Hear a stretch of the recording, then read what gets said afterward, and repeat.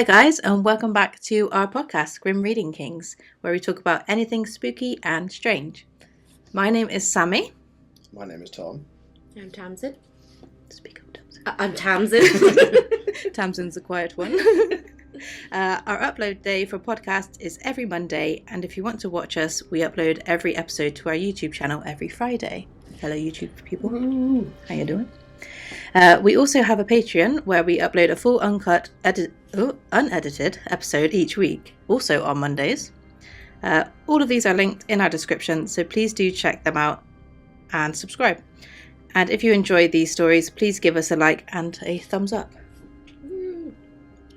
No, not thumbs up. I'm showing what a thumbs up is, and not that one, that one. Not that one, this one. For the YouTube people. Good evening. I'm kidding rings. We are the Grim Reading. Sure, let's do it. Keep saying like I do apologise. I've got a metronome. What's that? In this series, we discuss dark history, and today's episode, I will be telling the story of Mary the First, aka Bloody Mary. Yay. Dun dun dun. Mary the First, also known as Mary Tudor or Bloody Mary, was born on the 18th of February 1516. She was the only surviving child of Henry VIII and the first of his 6 wives, Catherine of Aragon. Before Mary, Catherine had 3 miscarriages and stillbirths and 1 short-lived son. Mary was very talented as a young child, and by the age of 9, she could read and write Latin, studied French, Spanish, music, dance, and maybe even Greek. Henry VIII doted on his daughter and even boasted that Mary never cried. I just had a brainwave.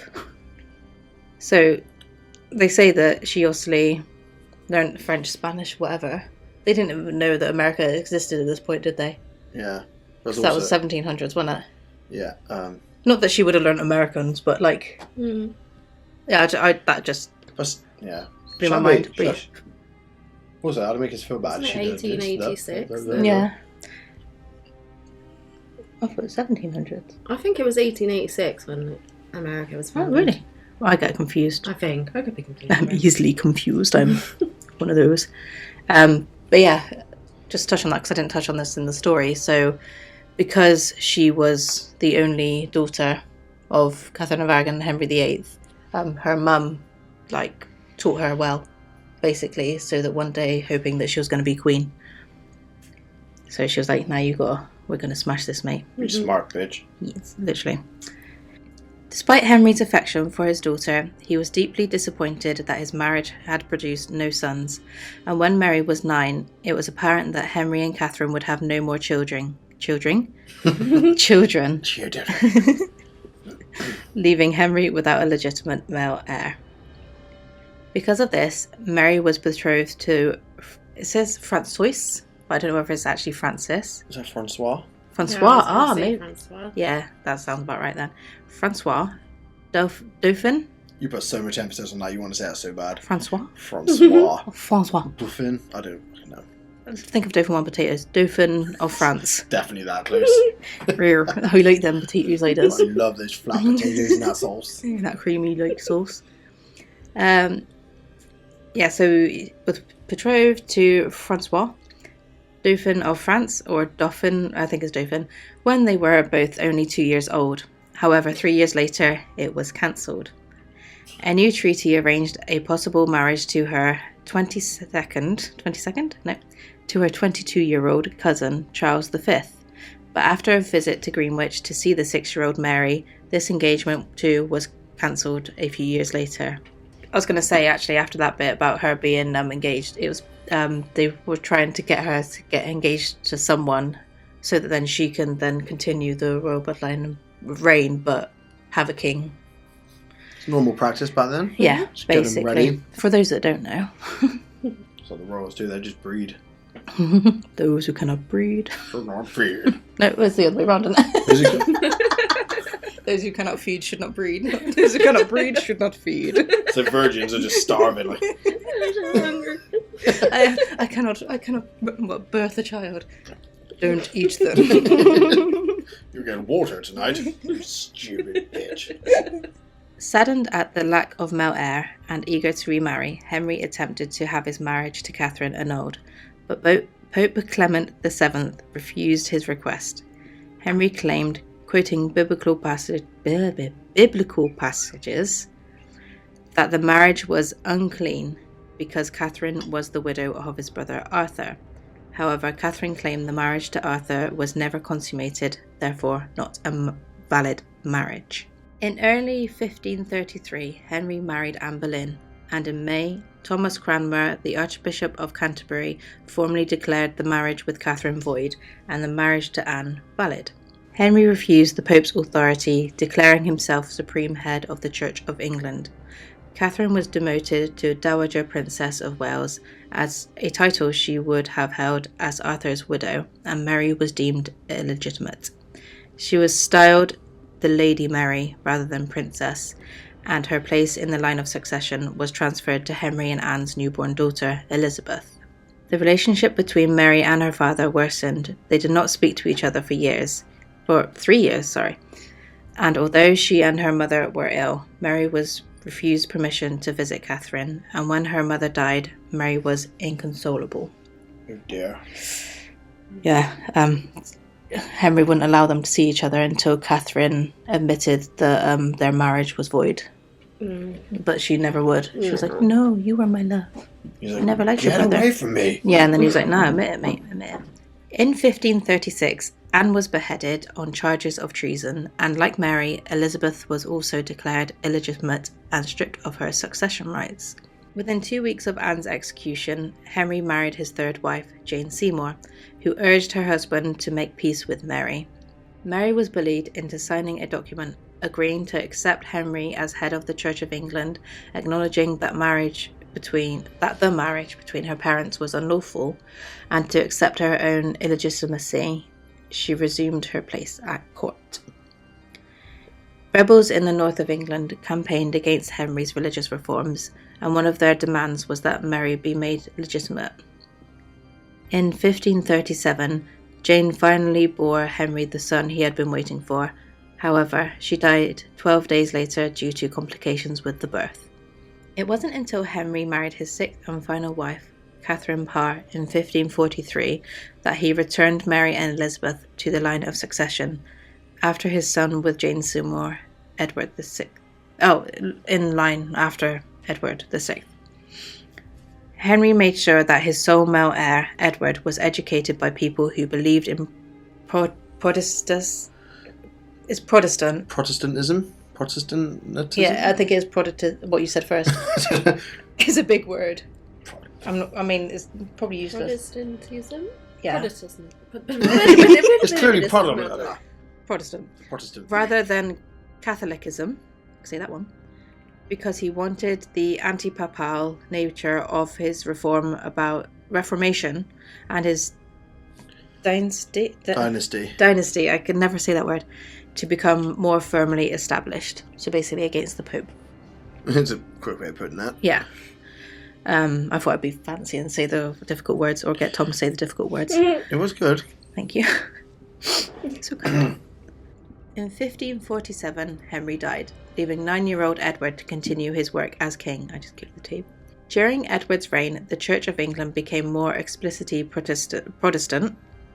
It's spelled Protestant. But is Protestant. Edward himself fiercely so.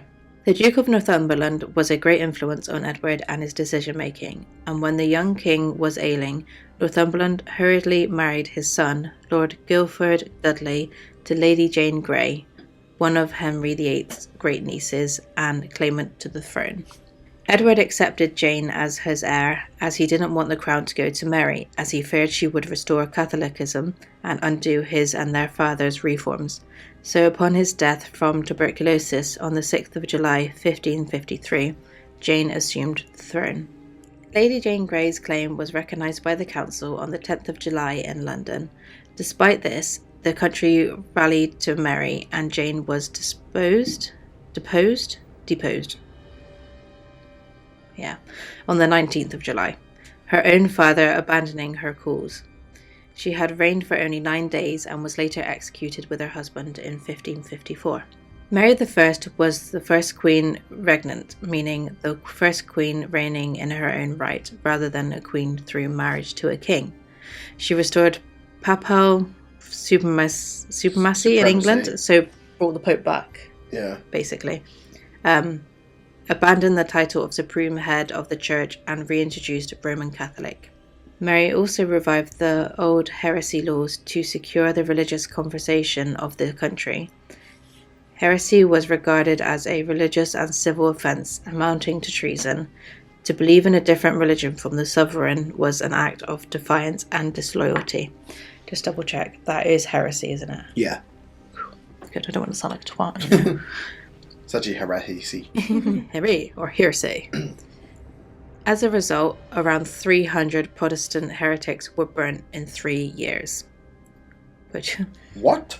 How many is that back in the 1500s? Like, half the population? No. Yeah. Literally. That's a lot. That's a big group of people. 300 burnt.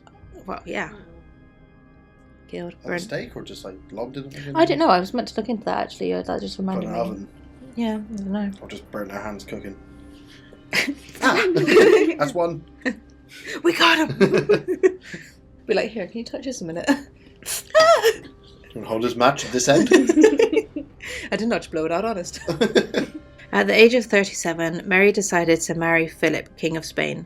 The marriage was childless, meaning when Mary died in 1558, possibly from cancer, the crown then went to her half-sister Elizabeth, the last Tudor monarch. Ooh. Who then, it's not in my story, but then she kind of flipped and reversed it and made everyone civil again. Flipped and reversed. Flipped and reversed. She did the opposite of what Mary did. Mary went around and, my voice broke then, and killed everyone that didn't believe what she believed. And then Elizabeth was like, guys, chill. We can have both. You can believe in what you want. That's such a shift. I mean, Mary was badass. I think she had to be. Mm-hmm. Like you say, the first queen in her own right. Yeah, but then why did she abuse her power? Because... Trying to why be not? all that. You were related to Henry VIII, you're going to be a beast. To be fair, who else around that time didn't abuse their power? That's very true. Like, she's been brought up in that. I mean, her father... I was going to say, she's literally epitome done... of She's her abused father's power. daughter. Yeah. Yeah. True that, true that. Imagine her coming back to this day and age and seeing this world now. She'd be like, what? We need her. Yeah. Side note. Sorry, I'm just literally Googling why a Bloody Mary is called a Bloody Mary. The drink. Yeah. Have you ever had one? No, I've tried some of Tom's, but I didn't like it. I love them. It kind of tasted like a spicy tomato cold soup. Kind of is. I don't know Yeah. how I feel about it. I don't know. Well, I There's have... vodka as well, and I do. Yeah, vodka, tomato juice, Liam Perrins. Worcestershire sauce. Well, that's... I would try it for sure, but I just wouldn't order it for myself. I don't know. Yeah, do it on a bottomless brunch, then it doesn't Yeah. go to waste. That's what I had, and I felt so full. I was like, God, oh, that's a great idea. it's a bit too much. I do keep running out the bangers, don't I? I wish you made doubles, like double vodka, because You probably it's will. quite a heavy drink to like get drunk on. Yeah.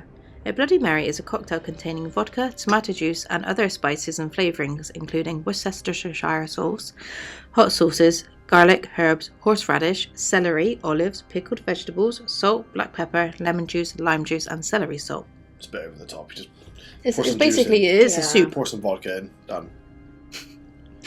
Just Bloody Mary. Is that the way? Is that the Oh, way? put some grapes, put some cauliflower, put some... Why is it called a Bloody Mary? Some stories suggest that the Bloody Mary was named after a server named Mary who worked at a saloon. A saloon. Saloon bar. Bloody Mary.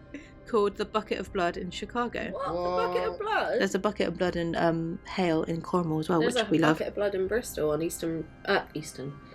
Your favourite place? Gloucester Road. Oh, mate, we need to go to that. You're literally warned not to go in there. Well, I'm going to go in there then. I've been in there. It's quite What? nice, As in, actually. it's rough or it's spooky? rough as shit, but Mate. it's pretty cool. Or it was like 10 years ago when I used to go clubbing. Mate, it's 10 years ago to the day. 84 years. Others claimed it was named after Queen Mary Tudor of England. No one knows for sure, but as that word gets me every time. Prohibition. Prohibition waned? The the drink took off in America and the name stuck. I would like to think that it was named after Bloody Mary, as in Mary the First. I reckon that's a much cooler reason. Well, yeah, other than some random barmaid, and Yeah. it's got to be. Also, I love the prohibition invented in NASCAR. What was the prohibition? It's in America they banned alcohol. In I believe the 30s, was it? Why? Or I don't know. 20s, 30s. Something like that. Because it's making people crazy. Making people go still. Idiots. God damn. But yeah, they had obviously the bootleggers around, so they'd build these amazing cars and just run away from the door because they couldn't catch them. And then they just use the cars for racing. Is that what moonshine comes from then? Yeah. Because they would like make their own. Yeah, just proper as strong as they can. You learn something new every day, guys. For I'm me, every hour. trying to pronounce the car name right. Biscayne or something like that. It's a Chevy. Mm. And the suspension's so well that you can put 500 pounds of anything in the boot of it and it just doesn't drop. Oh my god. I love American car suspension though. Such a smooth I'd ride. do anything for an American car. We have Also, got... should we go with Bloody Mary? I'm about to go off topic really bad. Okay, sorry. I was literally going to say, we have actually got a half American car and the suspension, you can tell the difference is beautiful. That's maybe a kiss. Yeah, but yeah, Bloody Mary. I love the Tudors and like anything Henry VIII involved, so I had to choose something along those lines for this season. Season? We're not in America. Series. And its season is more like 30 episodes long. Ours is like 3, but plus 1. So 4. Yeah. That's what it makes. Well done. Good math. It's like that Bloody Mary portrait. She's like, Yeah, Yeah. no, it's creepy. Honestly, So- her eyes are scary. I Yeah. swear she's got black eyes. Scary Yeah, I don't know. I'm not going to look at it right now because it's rude. there's one when they made like a wax figure of Elizabeth I. And what she would look like. Man, it is the creepiest thing ever. Because obviously the lead-based makeup making her really pale and white. Pale. Her eyes were like jet black as well. It just looked like it looks like something from Insidious. Yeah. Yeah, No. she creepy. Yeah, horrible. I don't like it. No. I ain't about that. Imagine she got like more people killed, over more than 300, because you think that's just doing the wipeout of, oh, you don't believe in this Jesus? Oh yeah. And Well, none of the like- numbers from back then are going to be anywhere near correct. It's No. like, oh, we killed this many. No, it's just a significant amount. A significant amount. I've really, really struggled to say that word then. Yeah. A little bit of history for you, a little bit of dark history for you. We hope you enjoyed it. Do you have anything else to add, or is that a quick episode? That's like, well, it's probably quick for us to talk about it, but I don't know how quick it's going to be to edit and shit. That's true. 5 minutes. 2 minutes. Here's a little teaser trailer for you. Yeah, I think it's because we already know about it stuff. There's not really much to discuss after, Yeah, true. for our sakes. And she was like, I know her name's Bloody Mary, but she wasn't the most violent ruler. No, she wasn't. Definitely not. No, she. I think it was just a big thing because she was the first queen regnant Yeah. And fierce as a fire. and didn't give a fuck. Mm. Basically, No fucks given. no fucks given. So I was trying to swear less for these podcasts, and you just ruined my life. What was that noise then? That was you. Funny. It's a fire alarm. It's funny, y'all. We should get out. Run! But yeah, thank you for listening. Thank you for watching. We hope you enjoyed. This seems like a short episode for us, but it might be a normal sized, normal length episode for you. The outro will not be in the end. The outro is longer than the actual fucking episode, man. Yeah. But yeah, If you have anything to add, join our Facebook group, which is just Grim Reading Kings. I'll try and remember to link it down below. I need to go through and edit all of it actually. But yeah, I'm sure you'll find it. just search us. And yeah, just follow and join, and then just put a comment in there, and we'll read it and see what we say about it. And we'll ignore it. Yeah, we'll just delete it anyway. Yeah, go away. No, we do. Well, I was going to say we do read comments and stuff, but we haven't had If any you yet. left any. I sat there and like re-scrolling through my phone all night. Not one. Someone must love me. It's like on Wolf of Wall Street when Jonah Hill was there with what's his name? Oh man, he's in Fury. Oh, big nose. Yeah, and he's like trying to get he's like, I went home with a man's machine. There's no apologies. That's my wife. Did he ring up and apologise? No, nothing. Nothing. So yeah, if you do listen and you do watch us, leave us a comment. Say hi. Yeah, don't be shy. Don't be shy. Well, not mean, honest. Yeah. Lovely. Well, thank you, Sammy. Thank you. That's beautiful. Thank you for being here today, guys. You're kind. Bye. Bye.